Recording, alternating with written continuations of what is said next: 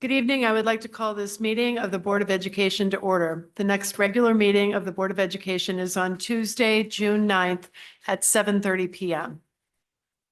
For the chairperson's report tonight, thank you all for being here tonight.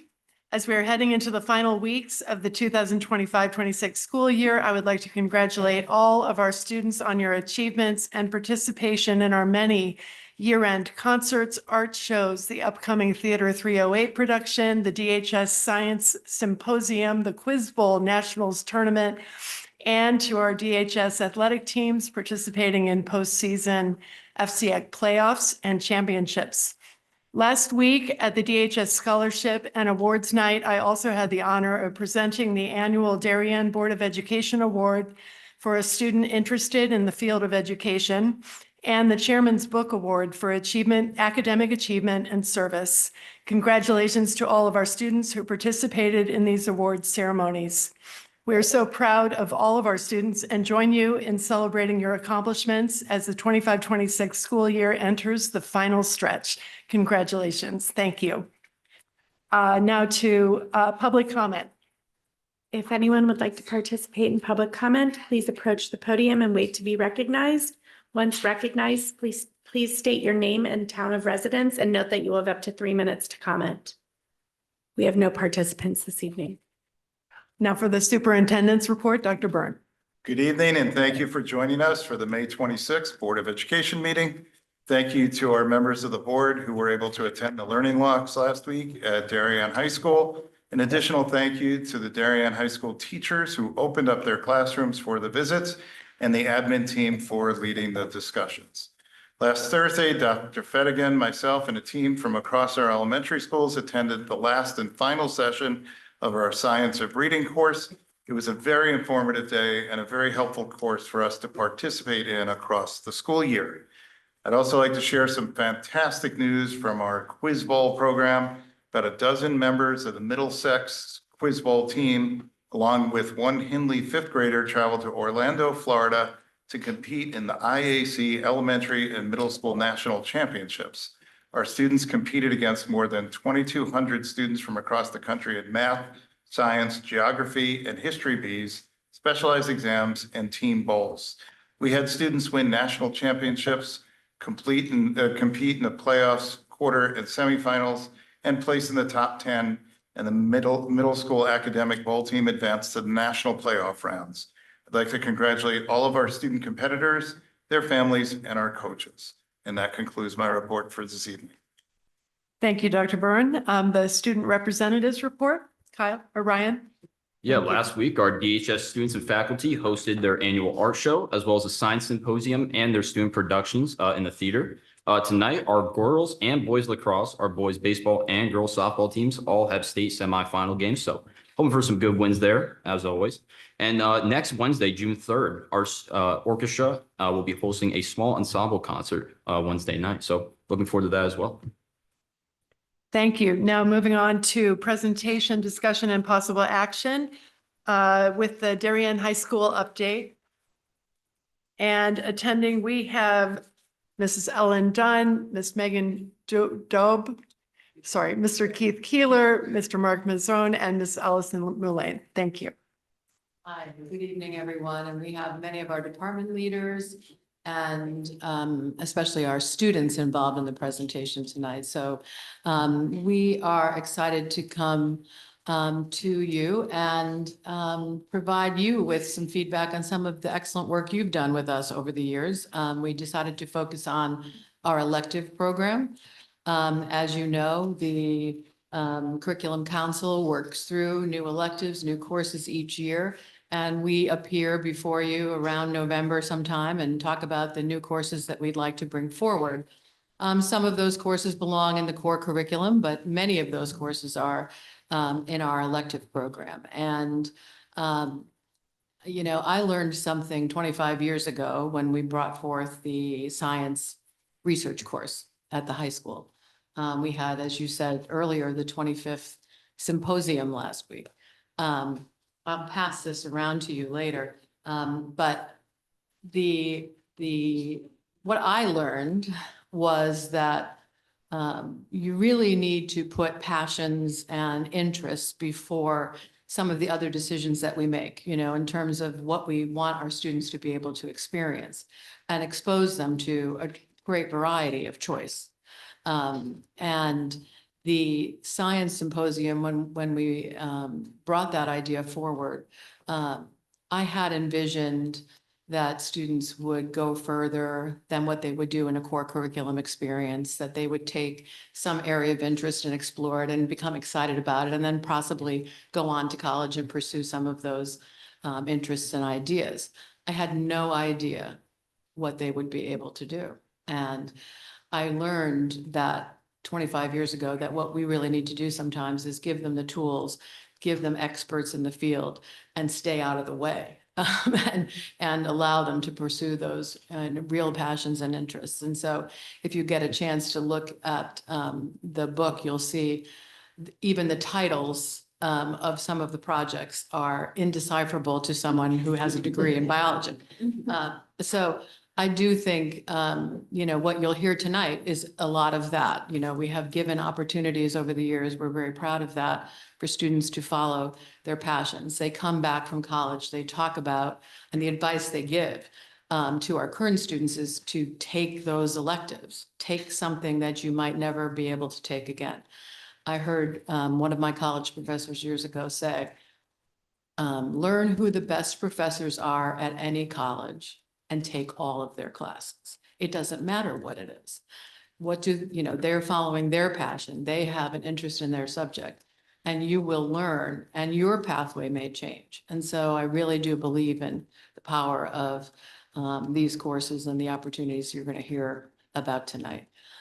So you see some of the descriptions up there, but you know, this presentation has kind of become known affectionately among the group as Voices and Choices, and really giving voice to our students because their expression of what these courses have meant to them is more important than what we can say about it. So without further ado, we'll get on to fine and performing arts. And Colleen Thompson is here to present our art and music. Good evening, everybody. Good to see you. Excited to present some students who are going to speak with you. At Darien High School, our elective program gives students the opportunity to pursue their interests in meaningful and sustained ways. And in the arts, this means students are not only participating, they're creating, performing, leading, and ultimately defining their own pathways. One of the ways we celebrate this is through our Senior Arts Commitment Ceremony, which took place on April 29th. This event recognizes students who have chosen to continue their study of music, visual art, or theater at the college level. Last year, we had 5 students who participated in the ceremony, and this year we recognized 12 students who are pursuing the arts at the collegiate level. We are proud of this growth, and it's a reflection of both student passion and the strengths of our arts programming.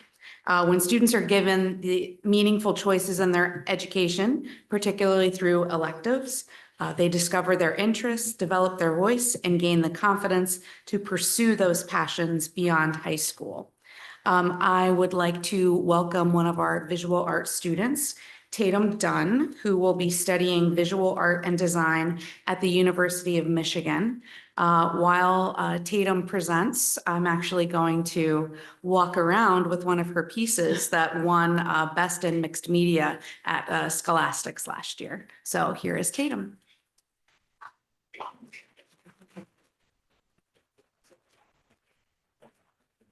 Hi everyone, I'm Tatum and I plan to study art and design at the University of Michigan next year. I moved to Darien my sophomore year, and although I had prior interest in art from my previous school, I began taking it more seriously after taking a drawing and painting honors course in 10th grade. This class was challenging as it forced me to experiment with mixing materials, but with practice, I actually ended up developing a style I loved and was proud of and gaining much more confidence in my work. From there, classes like AP 2D and 3D really pushed me to think more deeply about my work, exploring ideas that felt more personal to me. My junior year, for example, in my AP 2D class, I investigated how embroidery could convey various forms of connection. Today, I brought my mixed media piece called Hopscotch, which is a part of this portfolio. Here I experimented with creating dimension and shape with less conventional materials, such as cardboard, embroidery string, and denim. This piece was also particularly time-consuming, spending almost 20 hours outside of class time working on it and going to 3 different Michaels stores to clear their shelves of their pink embroidery string. It also marked a shift in me as an artist, as I became more fascinated with how non-objective art can invite the ordinary person. When selecting courses for my senior year, DHS gave me the opportunity to do AP 3D art, where I was able to further develop my skills in ceramic sculpture. I had been working with ceramics since freshman year outside of school, but being able to gain new perspective from a teacher challenged me to think more critically about my techniques and processes. Over the course of 3 years, I formed connections with multiple talented art teachers, from being directed by Ms. Samus through my mixed media journey to growing as a ceramicist in Boz's class. The support and uplifting atmosphere of the DHS art department further nurtured my love for the subject and prompted me to pursue art in college. Thank you.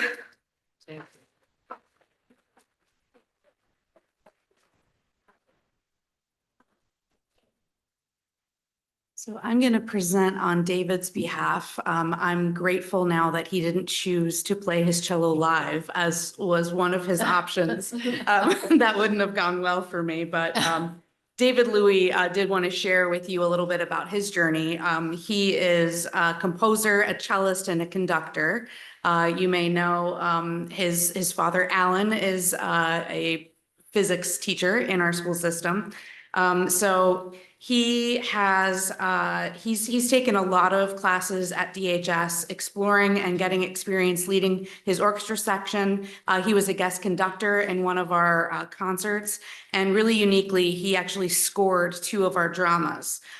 So he wrote music for a piece of theater that doesn't typically have music.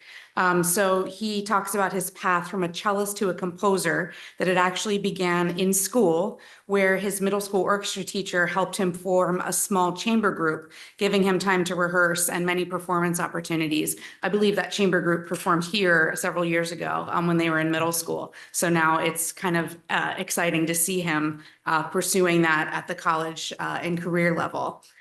He says that one of the pieces that really underscores his development as a composer is the piece he wrote for Abigail's famous monologue in the opening of Act 2 of The Crucible.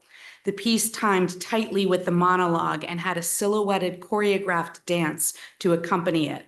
This required active collaboration with our director, our actress playing Abigail, and the student choreographer, and it shows just the depth of the collaborative experience that our arts programs offer.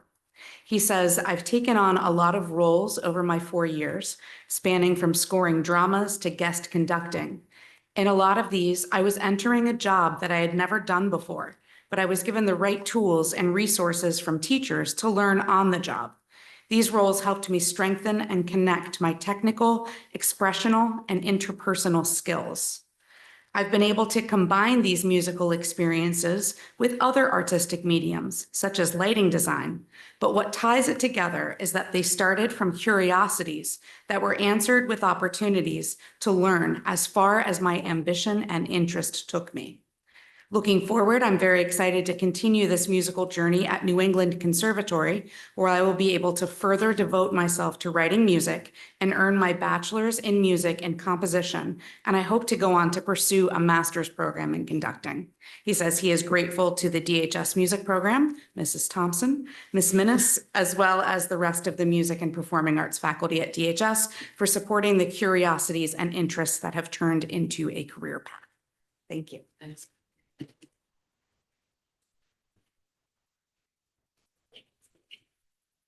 Christian Dockham is here to talk a little bit about anatomy and physiology, also known as heart and soul. The course began, as you might remember, in the 24-25 school year. So it's well on its way. Excuse me. Good evening. So over the past 2 years, anatomy and physiology, heart and soul, has become one of Darien High School's most engaging and innovative science electives by providing our students with authentic, hands-on experiences that connect classroom learning to real-world healthcare applications. Through an integrated studies in biology, chemistry, and even a little bit of physics, students develop critical thinking, problem solving, and clinical reasoning skills by participating in the Blue Wave Medical Center simulations. These experiences build confidence in applying scientific knowledge to new situations. The course also fosters empathy, communication, and collaboration through patient-centered learning experiences and exposes students to more than 30 careers in the medical and health sciences field. What began as a proposal to meet growing student interests has evolved into a dynamic program that prepares our students to think scientifically, work collaboratively, and better understand the complexities of human health in the medical field. I'm deeply grateful for the time, passion, and energy that Dr. Erin Ritz, the instructor, has dedicated to making this course such a meaningful and transformative experience for her students.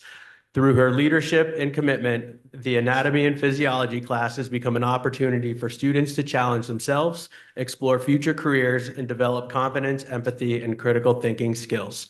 With that being said, there's no better way to understand the impact of this course than through the voices and experiences of the students themselves.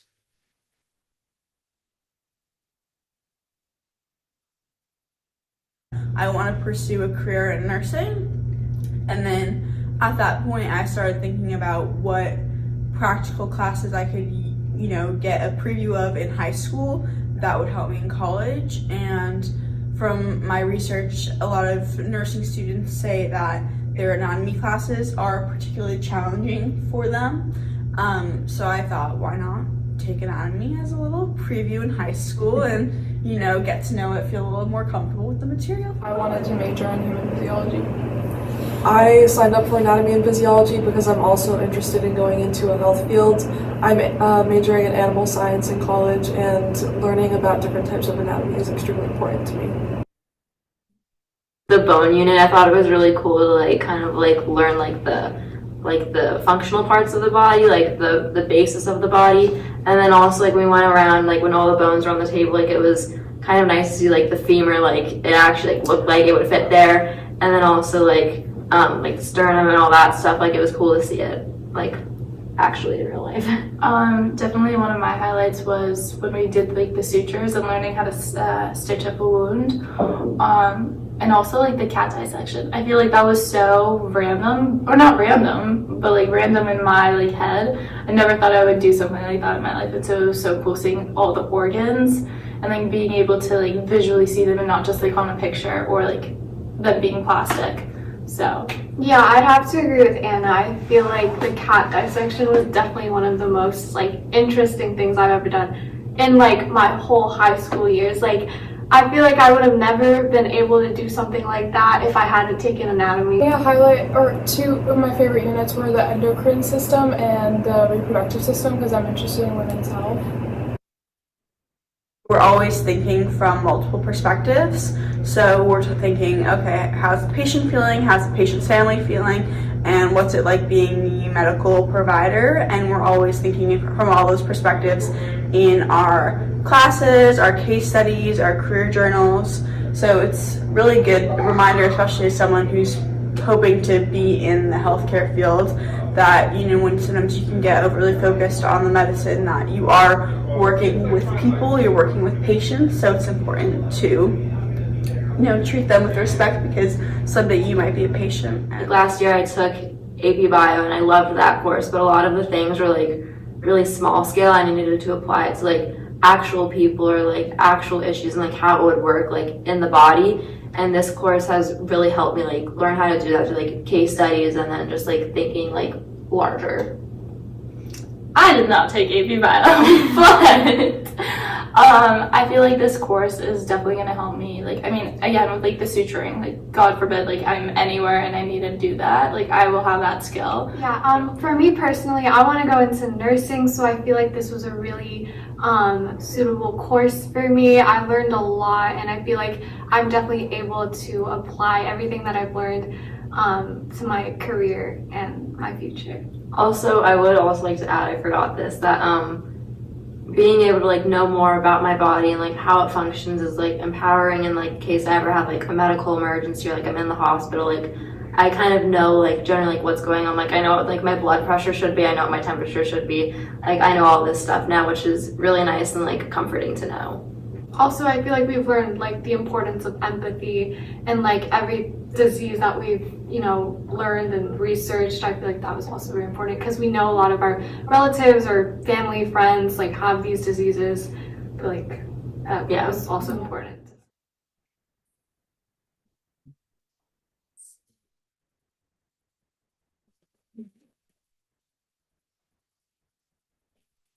Next up, we have Tech Ed, and Mr. Darren is here to talk about independent projects and engineering. We have also a guest appearance by Melvin. Go ahead, Mr. Darren. Hi, welcome, and thank you for having me here tonight. I'm just going to introduce a little bit about the course, and then Jacob, who unfortunately couldn't be here tonight due to a conflict. He's actually at the University of Kansas right now, and he let me borrow his robot today just to kind of introduce Melvin as well. So the Independent Projects and Engineering course is a 2-year deep dive course into an engineering problem. And every student in that course has the opportunity to kind of choose their path in a variety of different problems that they like to solve. And Jacob has been in it for 2 years, and he'll talk more about it in his video that we have here. And I just want to talk briefly about the power of choice. The students in this class, because they have the power of choice and what they want to study, they have a passion for learning, and great outcomes come from that, like Melvin the robot. And I've seen it firsthand. When students really care about what they're learning, they learn regardless of some of the barriers that we may be facing. If you think about AI and students are using AI to cheat, well, when they care about what they want to learn, they're going to use AI to learn. They want it to help me. I want to know how to do X, Y, and Z. I want to know how to create, and because it's something that they really care about. So I want to give kids as many opportunities as we can to have that power of choice. And in Jacob's case, it really has led to, he's learned a lot of skills in terms of engineering and design and career readiness. And it's come full circle where his internship right now is at T&J Restorations. It's a car restoration company out of Kansas, and he's doing remote work, and he's designing CAD parts for them right now. He just recently designed a custom intake manifold for I don't even know the year of the vehicle, some old 1930s pickup or something. And he designs it, he 3D prints it, or he sends the part to the people in Kansas and they 3D print it. It's real world application of what people will be doing in real life. And not my words, but Jake's words when he kind of presents Melvin the robot here.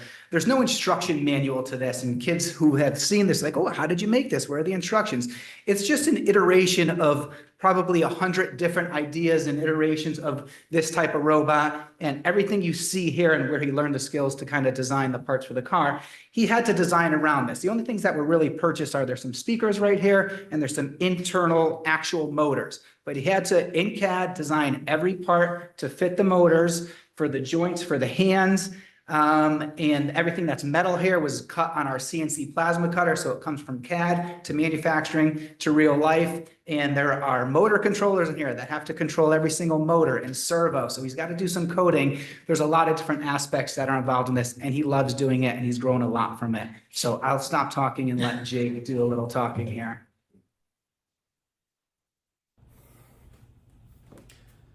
Hi, my name is Jake Gilbert. I'm a senior, and this is my robot, Melvin. I've been taking tech ed classes all 4 years.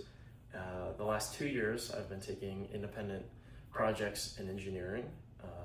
Last year, I built a robot that could flip burgers and wave. This year, I built Melvin like this, and I really focused on the question, like, what makes robots intelligent? And I've learned a lot about robots and how they work and what makes them intelligent, but also a lot about myself and how I learn and what makes me intelligent. For one thing about me that I learned is I just can't stay organized. When I'm building a project like this, I don't naturally just keep notes. And when I solve a problem, I don't write it down. But the beauty of this class is like I had to work on those things, and I had to keep a journal, and I had to check in with Mr. Darren. So he kind of kept me accountable for the problems I would solve and making sure I don't kind of end up in a loop where I just keep solving the same problem again. Another thing that kind of leads into that is getting comfortable with failure. Like, this is my 6th version of Melvin, and every part on him has broken maybe a dozen times. Like his arm, you may have noticed, is missing.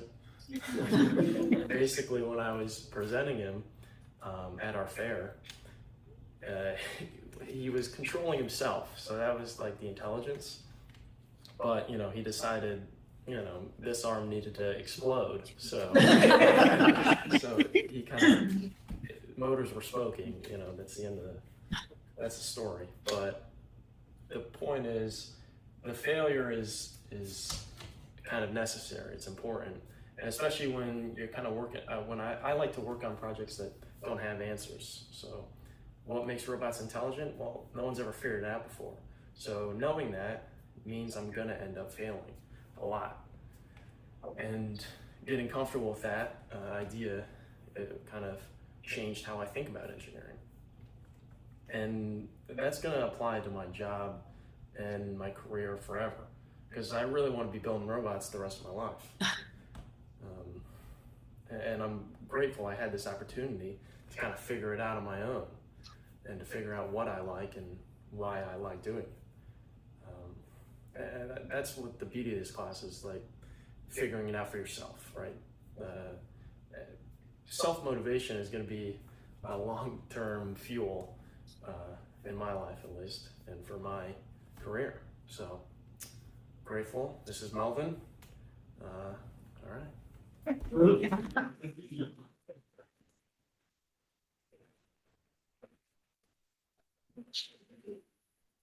And this is just a list of a wide variety of a number of the other projects that are happening in the same course. Thank you. Thank you, Brett.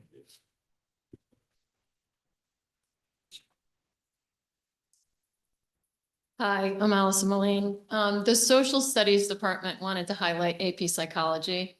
And if Jacob had taken this class, he would have some good definitions for what it means to be intelligent. They learn content that's applicable to so many different careers. And so it's an opportunity for students to learn about themselves, to learn about mental health and well-being, but from a very scientific lens, not from like an individual fix-it kind of lens, more understanding theory. It gives students an opportunity to develop critical thinking skills, evidence-based writing, analytical skills, and they're tackling real-world problems like ethics with AI and influencing, marketing, like all of these various jobs that students are going to go into. AP Psychology really gives them a foundation for understanding how people think and why they behave the way that they do. And so I'll let a couple of students talk about that.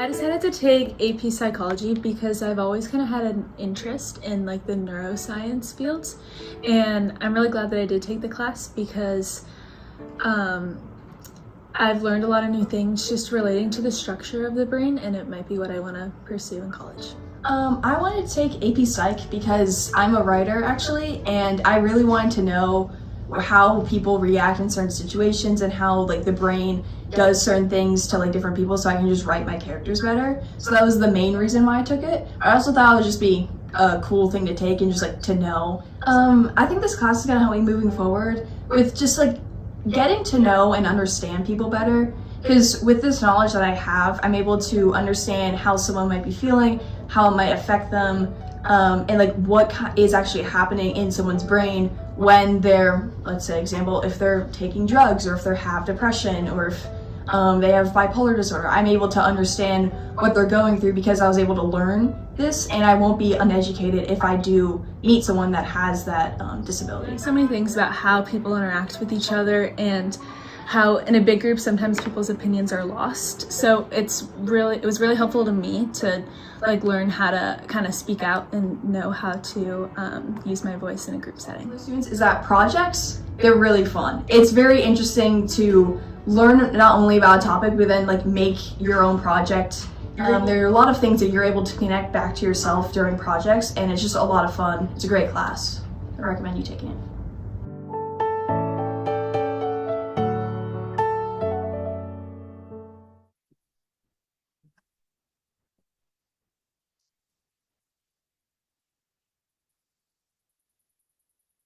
All right, we have with us tonight from our English department, Erin McCarthy, who's going to talk a little bit about Through the Looking Glass, which was a course that we also started in 24-25, one of the senior electives in literature and at DHS.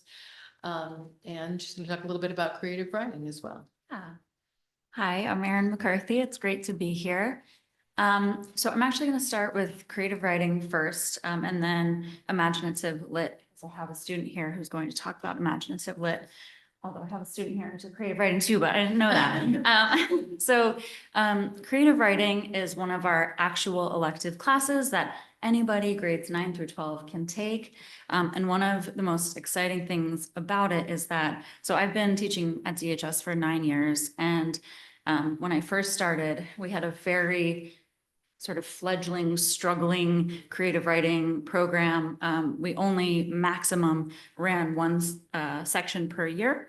So there was maybe a little bit of a lack of interest in English in that sense. People weren't wanting to do it just for fun, to explore kind of their own writing voice. But something has changed. I think students are very much interested in having a space to play with language and their voices, and to just experiment with storytelling. And so the past year and this coming year, we'll have 3 sections of creative writing, including an advanced section, which is so wonderful, because what it means to me is that we have a huge growth in students who want to write because they want to write. And I think that really speaks to the passion of all of the teachers in the English department, and people like Kate who write novels in her spare time. So awesome. So it's really nice to be the teacher of that elective because I get to watch the students do their own thing, and I get to act as a guide on the side there. So that's creative writing. And then imaginative lit is one of my most proud achievements in my time here, because it really started as an idea that I had based on a passion. I was invited a couple, I don't know, 5 years ago, I guess. We were always asked to propose new courses based on gaps, things that we feel like aren't available, or that the students could really use in their educational day-to-day. And I felt like we had tons of classes that offered the opportunity to look very analytically at writing and at literature, but not a ton that asked us to look at it as works of imagination. And so I worked on designing this class over a couple of years, proposed it, you guys all approved it. Yeah.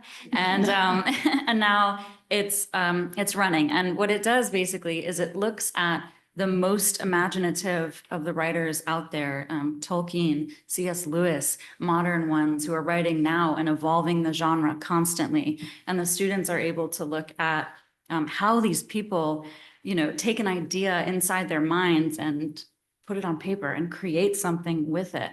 So they really look at literature through that lens, and also have opportunities to then dig through their own imagination, cultivate that sense of perspective, and then create something with it themselves. So I have Brandon Kuo here with me, who took the class this past semester, and he's going to talk to you a little bit about what that was like. Thank you very much. Thank you.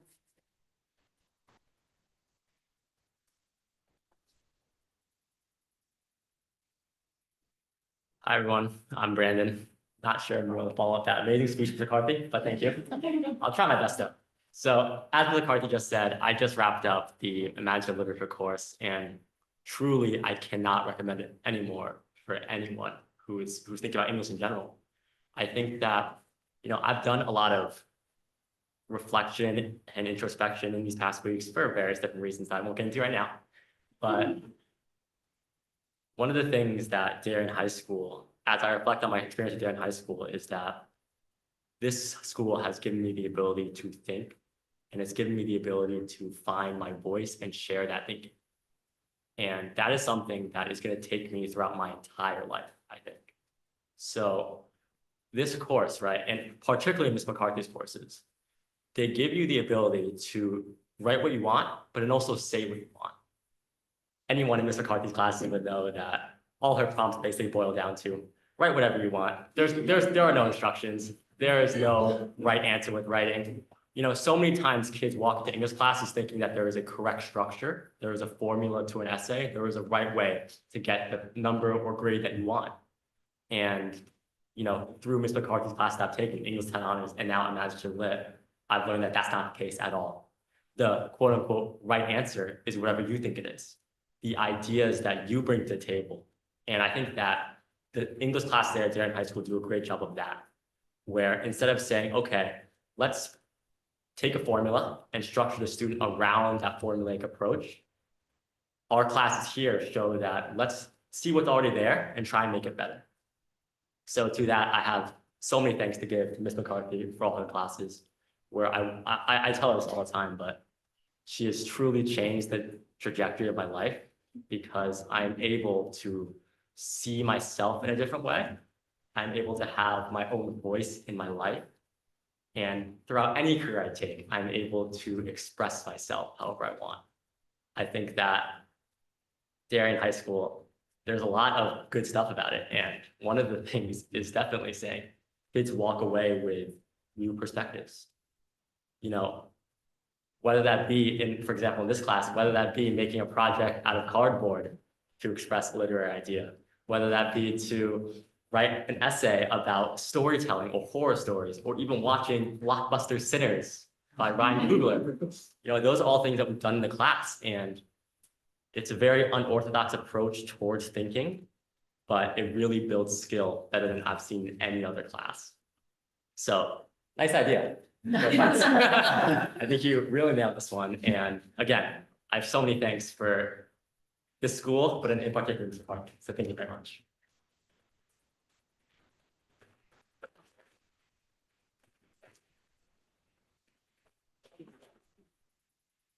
All right, we have Ronnie here, Rodier, to talk about statistics. She's going to think it's going to be a hard act to follow with Yes. statistics, but What a timing. there's a lot of thinking going on in statistics as well. Thanks, Brandon, for the setup here. Tonight, I'm excited to share a brief video highlighting two of our growing mathematics electives, which is probability and statistics and AP statistics. In today's increasingly data-driven world, the ability to interpret information, analyze trends, and make evidence-based decisions is really an essential skill, I would argue, in every single field. Statistics provides students with a very different way of thinking about math compared to the traditional pathway that we tend to focus on at DHS, which is algebra and geometry to calculus. Classes in statistics teach students how to evaluate information, draw conclusions, and make informed decisions. As Brandon said, teach them how to think. Skills that are increasingly important today, not only in college and careers, but in everyday life. So in this video, you'll hear directly from our students that are listed right there on the slide as they share their experiences and explain how these courses have impacted the way they think, learn, and apply math to the real world around them. I started at high school in geometry, and I'm a junior now. So my math teacher recommended it to me, but I wasn't really sure whether to take stat or pre-calc, but stat felt more interesting to me. It sounded like a lot of big graphs and like business investing stuff, and it sounded really scary. Well, recently I just took the SAT, and it's helped me read through problems more thoroughly and pay attention because I don't want to get tricked by the person giving me the test. I love that. To not be afraid to take the class, and it looks really hard at first. Even now, every unit I go into, just seeing it makes no sense, but if you just pay attention in class, take notes, it'll be fine. It's pretty simple. I find the class really fun. Yay! Oh, well, thank you for the feedback. I really appreciate you. Math is my favorite subject, and it's my favorite math class I've ever taken. I did not pay him to say that. I'm a 12th grade senior right now, and I'm taking Prob and Stat. As much as I had a challenge in math, Prob and Stat makes me extremely focused, as well as my classmates, because it's more hands-on. I think my teacher does a great job, and it's a class that many maths haven't been able to teach me, although I know a lot about algebra and algebra 2 and geometry. Prob and Stat really challenges me to go out in the world and see where I can apply it. So many times, I'm playing a video game with my friend, and he also has the same class with me. There's this curve of the players, and he goes and he looks at me and he's like, Mr. Dooley will like this one, which is my Prob and Stat teacher, and I'm like, that's so funny. It's really a great class. I was able to understand so much throughout the year, and my grade has been amazing because I really feel focused on learning more about probability. I'm currently going to the University of Tampa to study journalism, woohoo. And right now I'm thinking that probability and statistics could help me kind of apply trends, and I'm into fashion right now, and fashion trends that are going to happen, that are going to die down, that are going to recover, and how I could apply probability and statistics to get the right trend value and ask the right questions for who I'm journalizing or what I'm writing. So this was my confidence interval project. I wanted to figure out what percentage of the school population takes sleep supplements in the past 2 months to help them sleep. So what I did was I went to a number of classes, or just people in the hallways, and I asked them if they took these sleep supplements. I ended up getting about 40% of these people said that they did. But what I like about statistics is that it lets you kind of vary the data depending on what your need is. So we wanted to get a 95% confidence interval, which meant that we added a margin of error to this number. So ultimately, I calculated that the percentage of DHS students who took sleep supplements in the past 2 months was somewhere between 25.7% and 54.3%. How has studying statistics helped you in real life and think differently as a mathematician? It's made me think about when companies are marketing things, how easy it is for them to skew their data to make it seem like what they're selling is really popular, but it could just be the way that they're collecting their data. For me, in a way, watching sports, when they show the free throw percentage on the screen for the basketball players, it shows 80%. It's oh, he's a lock to make both, but then it's actually only a 64% chance that he makes both of them. So it kind of makes you think about that. My name is Brian Drunek, and I'm a senior at Darien High School. Right now, I'm taking AP Statistics and AP Calculus, AB. It is a very applicable course. You use concepts in biology, chemistry, all sciences. You also use it in a lot of other humanities classes like finance. You can use it.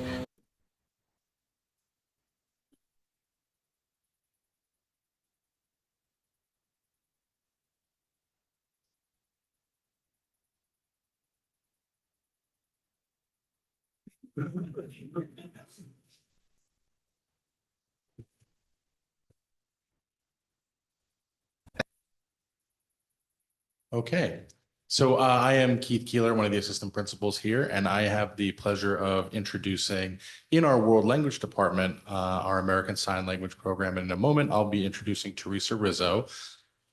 Just to kind of set this up a little bit though, in reflecting back at all that we've heard today, or tonight rather, the peak performance in a lot of these different fields might be a musical performance, a recitation, a presentation of information, whether it be a scientific understanding or a debate or a presentation. What is really interesting about American Sign Language is that at its peak, it is a silent course. And it's really, in some ways, has a very marked difference from a lot of other world language classes. The world language classes typically are embracing the music, music of a culture, listening to it, being exposed to that.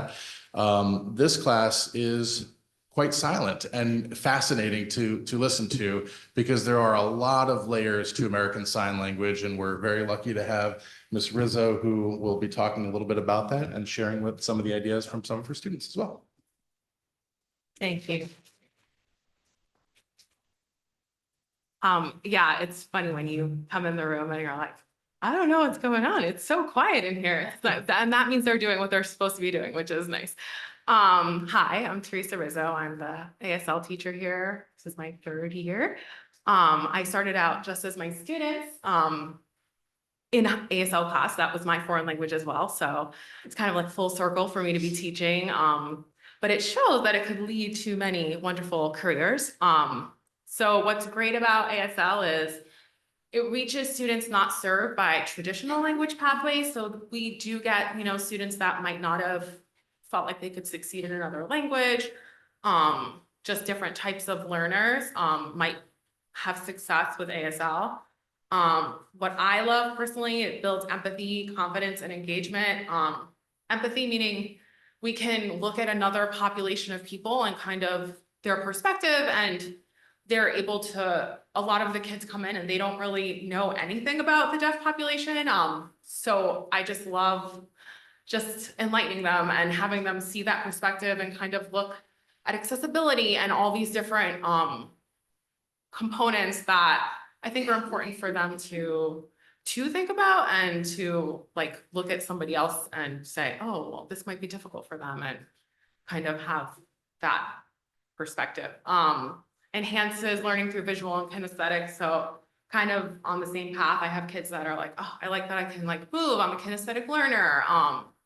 Just very visual. Your grammar is on your face, so it's expressive. So just different way to learn a language, really. Widely accepted by colleges. So there is a misconception, or some of the kids might have initially had like, oh, I'm not sure if college is going to take this, but no, they'll be fine. They'll be accepted into college. I think almost all the colleges that we've asked have, yes, they do take ASL. A lot of them actually like it because it does lean, certain careers it is, beneficial to know ASL. And they can also, if they get the seal of biliteracy, like get college credit towards college, which is also great. 3rd most popular language in the USA. It is American Sign Language. So we have Americans all over using ASL. And I have had kids say, oh, I was actually, I saw a deaf person and I was able to like say something to them. So that's awesome. And as I already mentioned, opens doors to other career pathways, different careers like that. Me taking ASL in high school actually led to my career. I was a teacher of the deaf and hard of hearing, and now I do this. But I have kids who it opens their eyes to different things that they might not have thought of, and can also be assist in helping careers and all sorts of things. So I invited 2 of my wonderful students. One who's Kate, she was one of my first batch of students that, decided to take ASL. So, and Miley, who is from my 2nd batch of students. So I found out that they're friends, and I'm like, oh, so they're going to share a little bit about their experiences and maybe have a conversation, maybe show you some ASL. So I'm going to turn it over to you guys. Oh, I forgot about the video. Yes, do the video first. There's a video. Yes. Oh, not that one. The video. That, yes.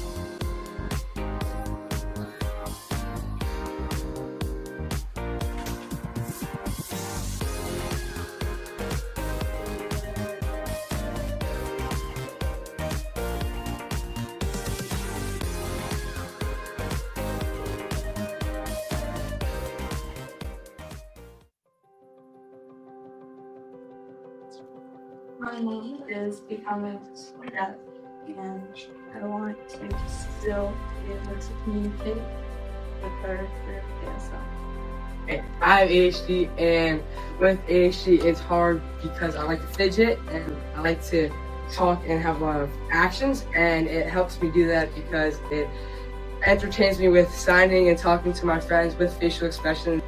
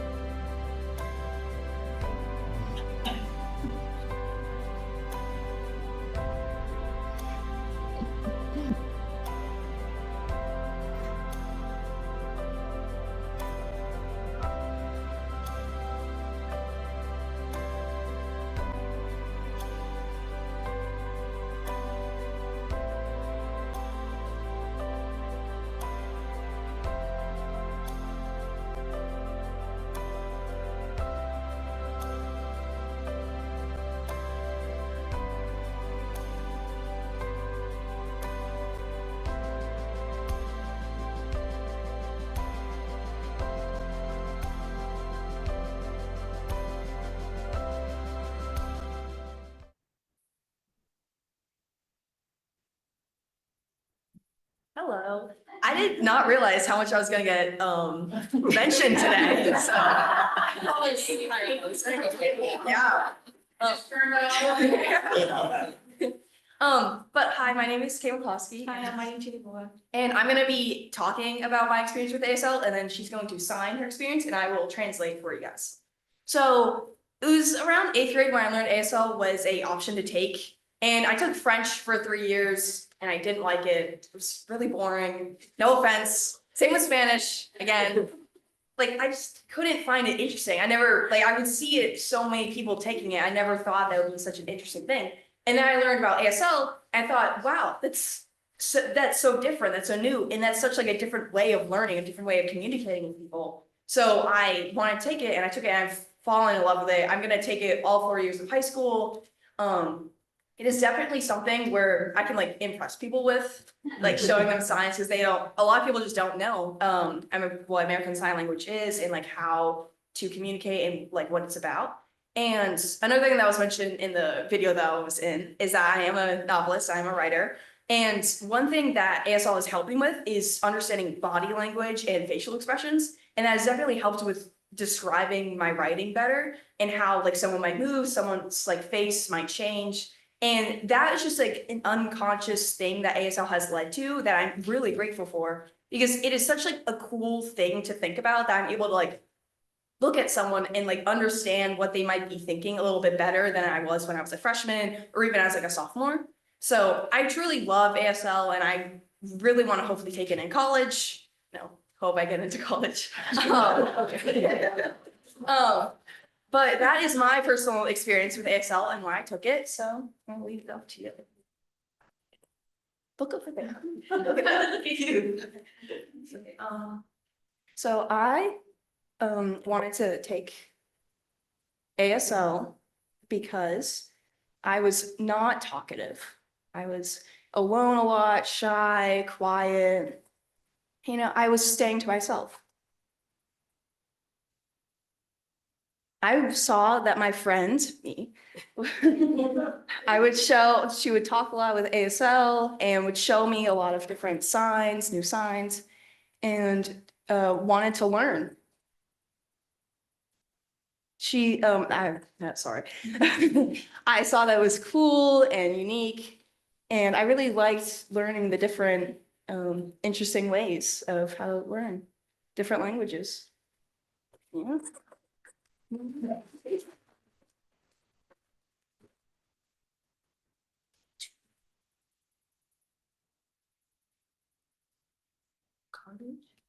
College. I wanted to learn how to be a nurse in college and study. I want to help different kinds of people who are sick, hard of hearing, deaf. Wanted to help. Yeah.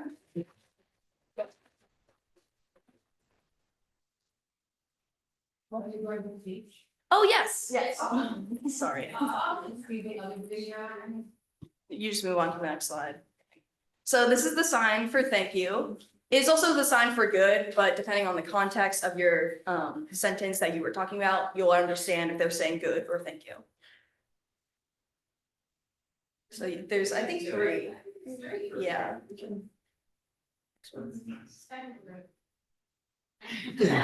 So that's a sign for you got this. It's a very encouraging sign, helping people, you know, being nice. And then I think there's one more. And then that's the sign for good night. Again, this is good and thank you. And this is night. And the opposite word for day is like this. So yeah, there you go. There's some signs. Hey,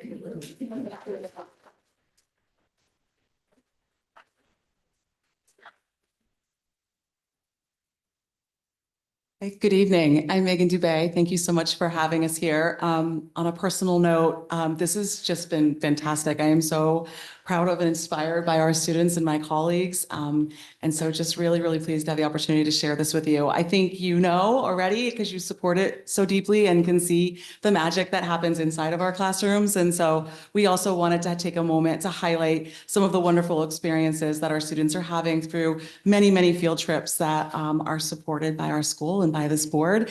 So these are just as a small sampling of some of the things that our students are doing. So our sports marketing class visited MetLife Stadium to put their learning to work. We have a beautiful student-led peer writing center sponsored by our National English Honor Society. And that's peer-to-peer writing support. And so you can see them at a conference at UConn. Our pre-law class visited the Stanford Courthouse to see all of their learning in action. And those are some of our environmental students out on the Sound putting their learning from the classroom to work. And so our field trips are very much taking their in-class learning and applying it in authentic real-world experiences and letting them ask questions of people working in the field and to really experience day-to-day life and some of the career paths that you've chosen. And so it allows them to really create meaningful connections to what they're learning and to what that looks like in real practice, and to inspire critical thinking and promote more passion about these topics. So we're really proud of the ways in which our field trips and our co-curricular opportunities continue to enhance student learning that they start in the classroom and take out into the real world.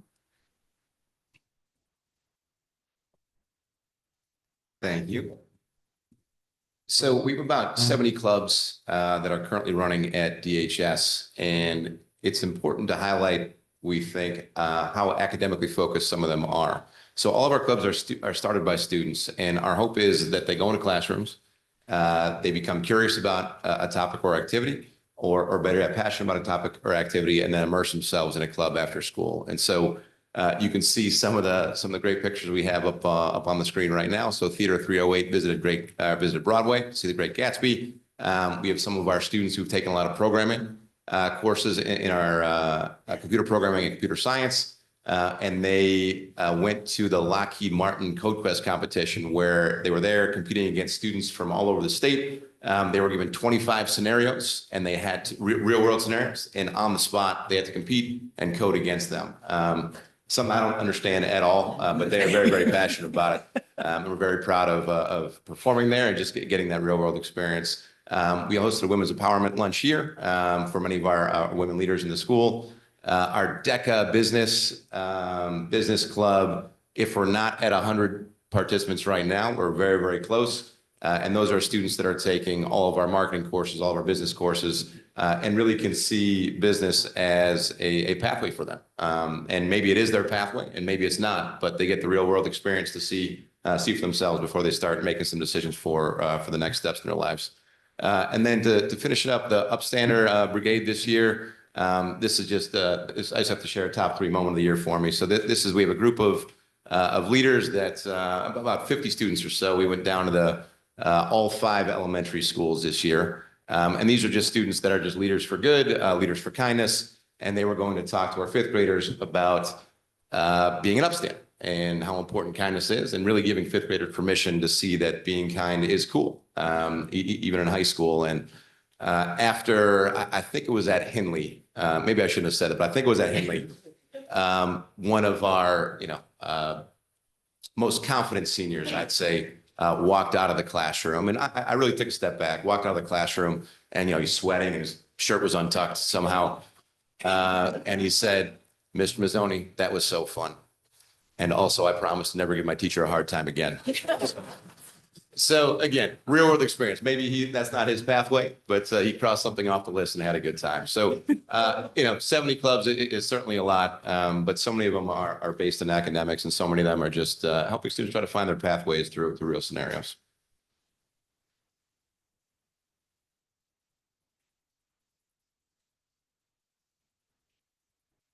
So I just want to thank all of you for your patience and kindness listening to all of us. We couldn't cut any department out of the presentation. And I think you could see why. We just wanted to celebrate our students and just hear their voices, because we couldn't script it any better for you to have the information about the work that our teachers and students are doing at DHS to inspire. And so I think, we often talk about the vision of the graduate. We look at it on paper, but I think when you reflect on some of the things you heard tonight, you can see elements across all departments and all grade levels. And it's a place of which we are very, very proud. So thank you for indulging us. It's been a joy for us actually to see it all put together, because we don't know exactly what people are going to say when they get up to that microphone. We are always impressed with our students, though. It's really amazing, and I want to thank them especially for the time they put into helping us put this together for you. So thank you.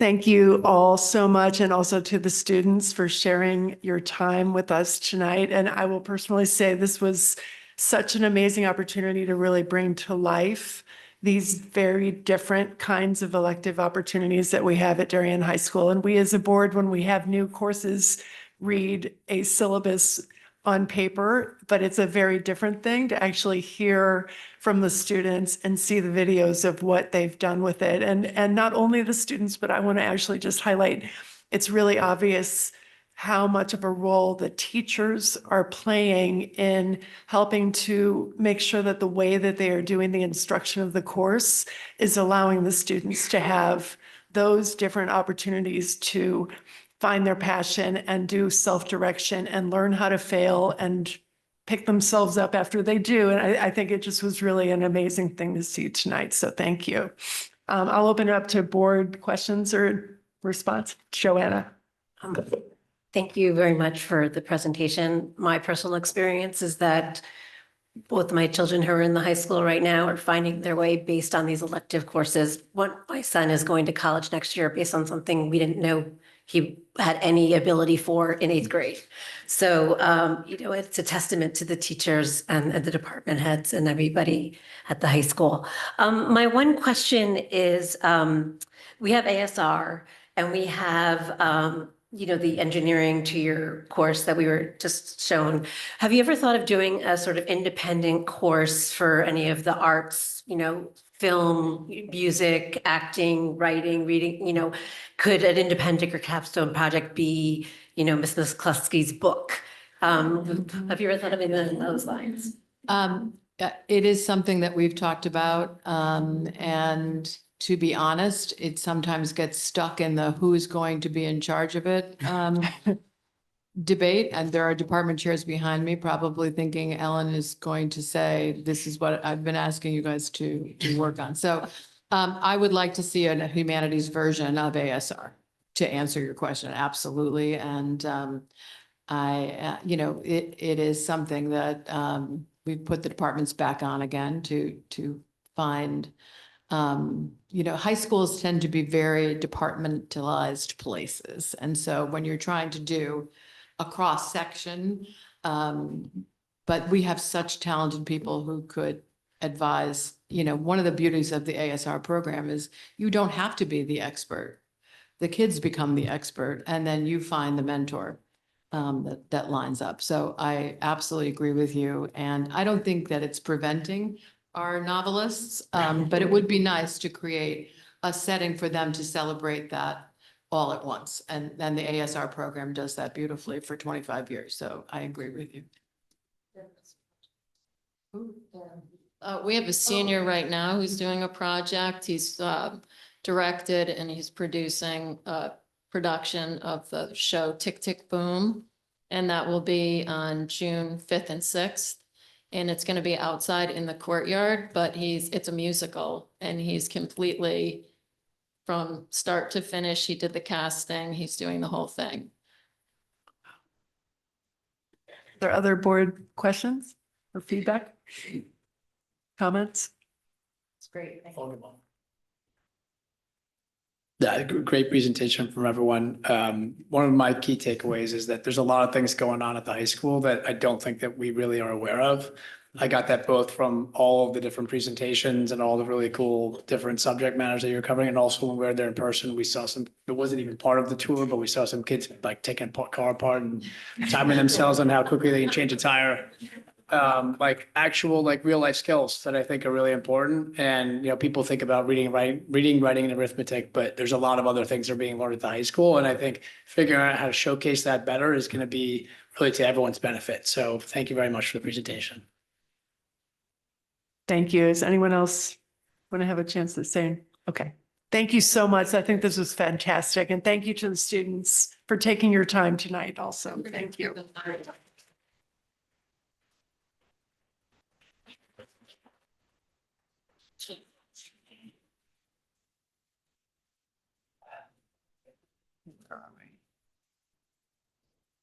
All right, we're going to move on to the consent agenda. May I have a motion to approve the consent agenda? Dennis, seconded by Sarah.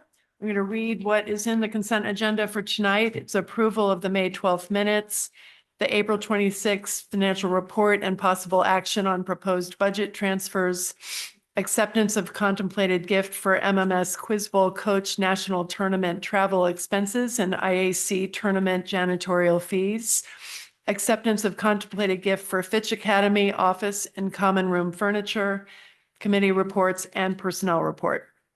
I would like to just have a brief discussion first on the proposed financial transfers.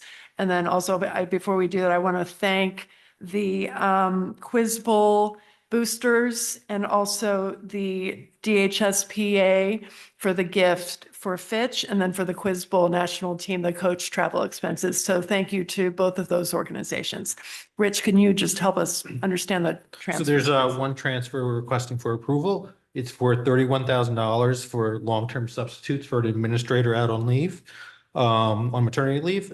We are requesting that the funds come from unused transportation funds and athletics, savings and unemployment insurance, and the consultant services for the Board of Ed retreat facilitator that was not used. Thank you. Is there any discussion on the consent agenda or questions from the board? Seeing none, may I have a motion to approve the consent agenda?